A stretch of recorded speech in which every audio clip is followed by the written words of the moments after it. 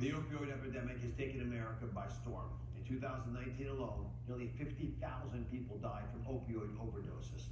Even some doctors have found themselves on the wrong side of this deadly crisis. I've been following the story of one doctor turned drug dealer who spent 8.5 years in prison after selling prescriptions for cash to feed his own habit. Take a look. My name is Rich. I practiced medicine for 10 years. I wanted to be a doctor my whole life, ever since I was 3 years old. It's all I wanted. I practiced sports medicine, rehabilitation medicine. I had a great job, a great family, and addiction took it all away.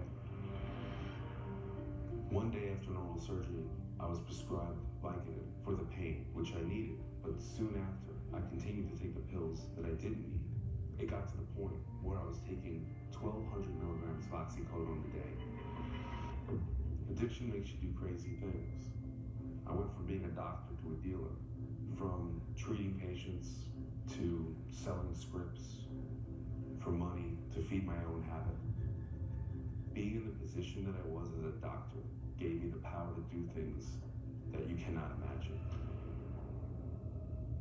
Dr. Rich Morgan joins us now. Dozens of doctors reached out to you after you came on the show initially, sharing openly your story. How does that feel?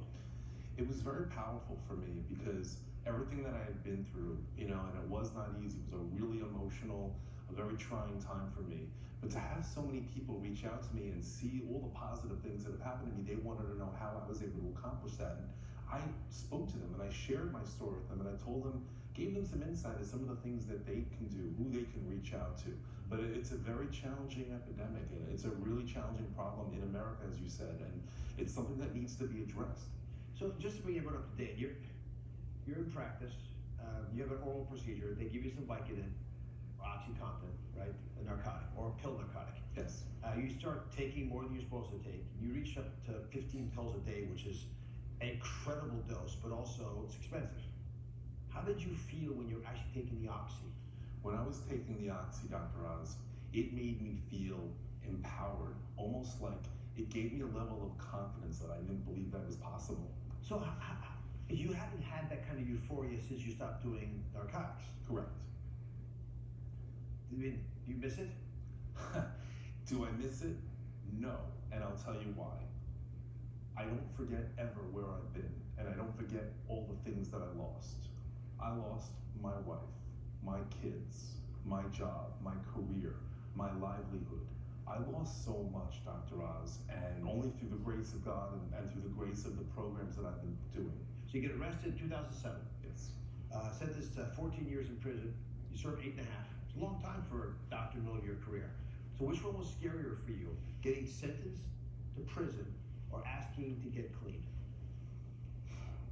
I think that for me, the initial shock of getting sentenced to prison was so overwhelming, it blew me away. Like, I can't believe that within one fell swoop, when the judge tells you what's happening, you feel like your life passed by you. The clean list wasn't the issue for me, it was the consequences of my actions, and it was the prison sentence that did it for me. That was the ultimate bottom.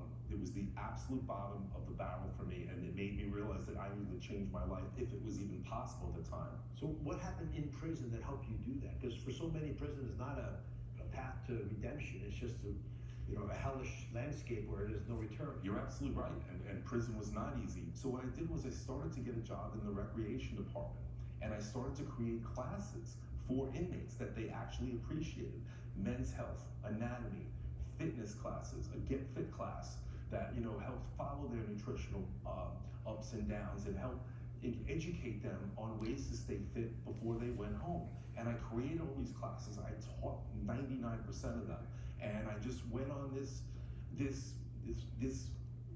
journey, and it kept it going. And for me, it was so powerful because I was making differences in their lives. They would tell me that, wow, it's so nice to have someone who's willing to do what you're doing, especially with the amount of time I had. So that's all happening in prison. Your children are left without a father. Your marriage is dissolved. You didn't see your kids for 9 years. Mm-hmm. I mean, that's a long time. Where does that relationship stand now? Have you been able to, have they forgiven you? Are you back talking to them at all?